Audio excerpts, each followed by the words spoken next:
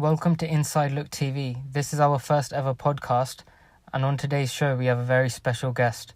This is a story of the little girl who dreamed to meet Muhammad Ali. Maybe more specifically, how did I get from wanting to meet him as how did that come true? It sounds like a fantasy story. Well, honestly, a series of things happened.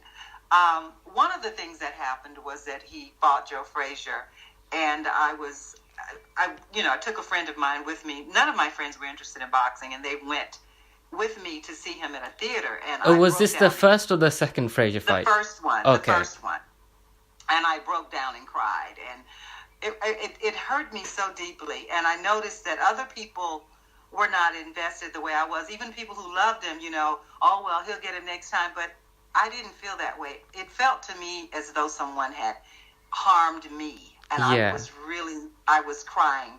And my friend said, why? How can you take this so seriously?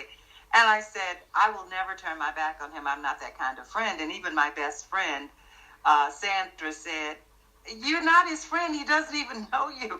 I said, we're friends in my mind. So I always thought we were friends. And so from there, I would write papers about him in school, and I would tell everybody that I was going to meet him. Now, I was a little girl in Alabama, and that's in the South. I don't know if you know anything about Alabama, but the likelihood of Muhammad Ali coming to Alabama is about as likely as the sun deciding to come skip on the street one day. So I was like, why do you think? So I was in class one day, and the teacher said, write what you will have done 10 years from now. So I wrote, 10 years from now, I will have met Muhammad Ali, and I will have had dinner at his house. So she stood me up, and she thought it was a shame that I would think something like that. And she said it's called, that's what's called an unrealistic expectation. And she tried to really just tear my dream apart. And honestly, as I look back, I don't think maybe she was trying to hurt me. She just couldn't see it. And she couldn't see how it could happen. And she said, well, do you think, and she had a real southern drawl, and she said, do you think he'll come to Alabama? And I said, I never thought about it. She said, well, let's just say you go to New York and you meet him somewhere like that. Won't he have security? I said, I never thought about it. Well, how are you going to get to shake his hand? Let's say you shake his hand. How are you going to get from shaking his hand to eating at his house? And I said, I never thought about it, but I will. I said, gosh, I wonder what we'll eat.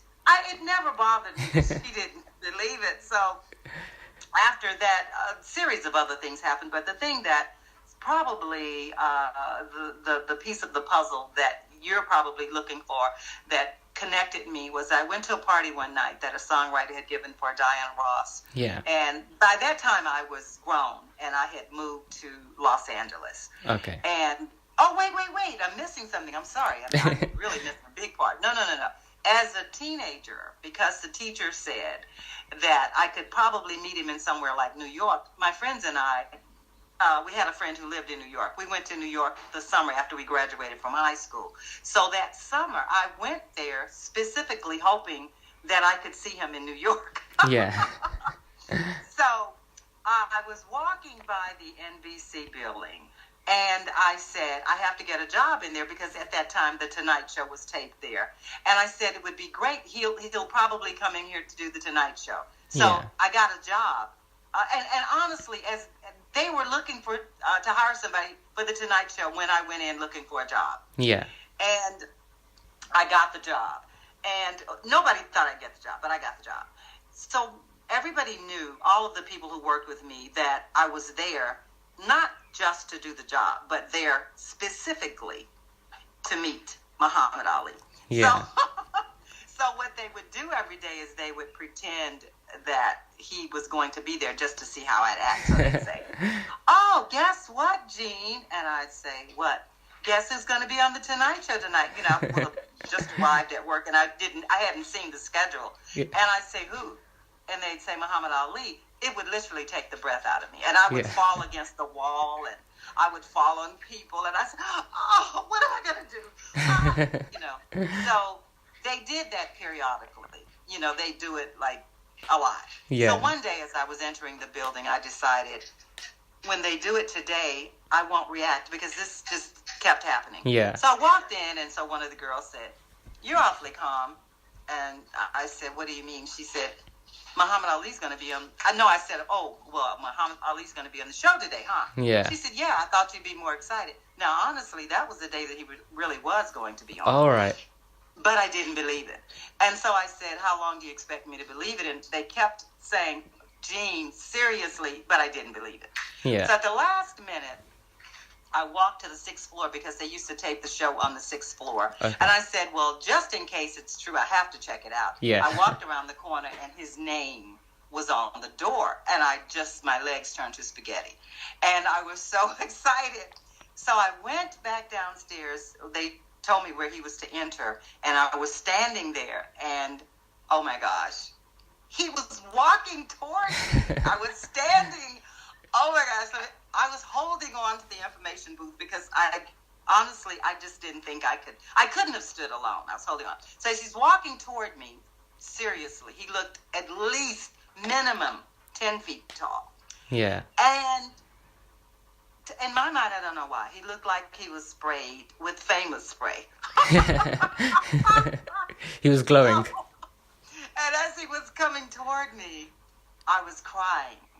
And he extended his hand toward my left shoulder.